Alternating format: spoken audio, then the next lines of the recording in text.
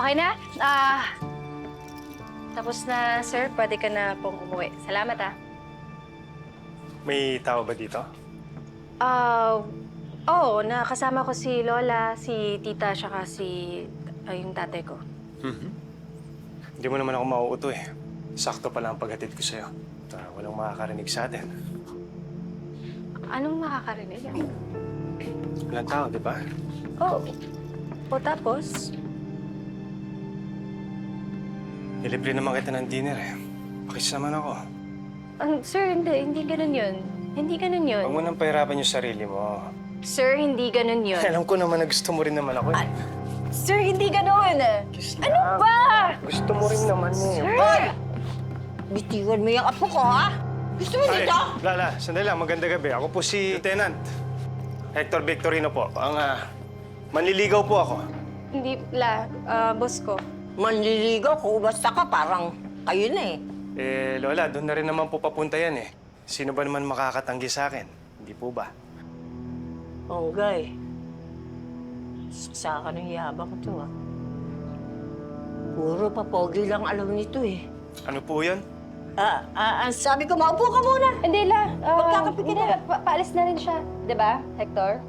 Well, Nakakahiya naman sa bisita mo. Dapat kilalanin ko yung manliligaw mo. Ano ka? maraming salamat po. Upo ka. Huwag ka mag-alala. Akong bahala dito. Siya nga po pala, Lola. Itong bulaklak ay para po sa inyo. Ayaw naman tagapin ni Paul eh.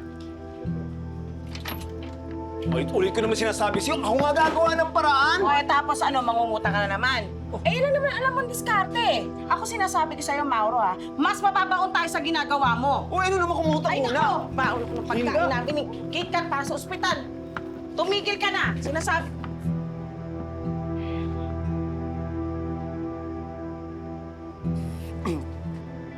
Sino naman to? Ako nga po pala si Hector Victorino, Lieutenant sa Quiapo Precinct. Magandang gabi. Ako po ang boyfriend ni Paula. Hindi, nangungulit lang. Hindi boyfriend. Talagang ito pang inatupag mo, Ponggay, ha? Ang dami na nating utang. Mauro, pagsabihan mo yung anak mo, ha? Puro kayo pagpapasaya eh. Pero wala kayong kwenta pagdating sa problema. Linda naman, kulo. Pumigil ka na! Sandali mo. Sandali lang ha. Pasensya kang sasawa ko. Linda! Linda! Hoy!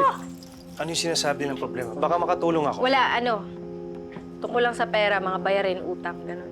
Ganyan naman dalawang yan eh. Araw, gabi, bangayan ang bangayan. Nakaka-high blood tuloy.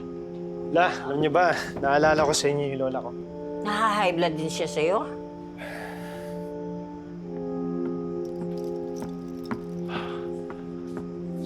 Pagpasensya mo na si Linda. Minsan naman maayos ang mood nun eh. Nagkataon lang, maraming problema ngayon eh. Ano nga pala pangalan mo? Ako po si Hector, Lieutenant Hector Victorino. Kasama po ako sa top 10 graduating class. Lieutenant. Hindi na ako magpapaligoy-ligoy pa, ha? Ano ba ang pakay mo sa anak ko? Gusto ko po ang anak ninyo. Ano naman ang gusto mo sa kanya? Kung titingnan niyo, nangungusap po yung mga mata niya. Ano pa? Nakikita ko rin po, Lola, nung kabataan ninyo sa inyo niya naman yung ganda. Ang ibig mong sabihin, di na ako maganda. Nay. Ako na. Ang pakong ko to. Lieutenant, baka naman sasaktan mo lang yung anak ko. Alam mo, pulis din ako dati. Alam ko yung mga galawan. Nakuha mo na yung gusto mo sa anak ko, iiwan mo na. Hindi naman po ako ganon, tatay. Kaya nga ako nandito para makilala kayo lahat at mahingi ng permiso ninyo. Kasi gusto kong pakasalan ng anak ninyo. Pakasal agad. Hindi ka pa nga sinasagot eh. Lieutenant, ang gusto ko lang naman siguraduhin na hindi mo sasaktan yung anak ko. Tratuhin mo siya ng tama, wala tayong problema. Yun naman po yung pinapangako kong gawin sa habang buhay namin pagsasama. Sige, Lieutenant. salamat sa paghatid mo sa anak ko, ha? Baka gabihin ka pa eh. Mag-ingat ka, ha? Salamat. Nagpapasalamat din po ako sa pagpapatuloy niyo sa akin dito. Wala na. Kita tayo bukas.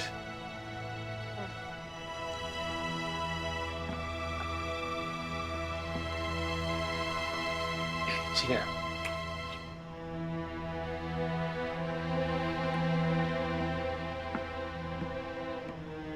Ponggay, maghahanap ka rin lang naman liligaw.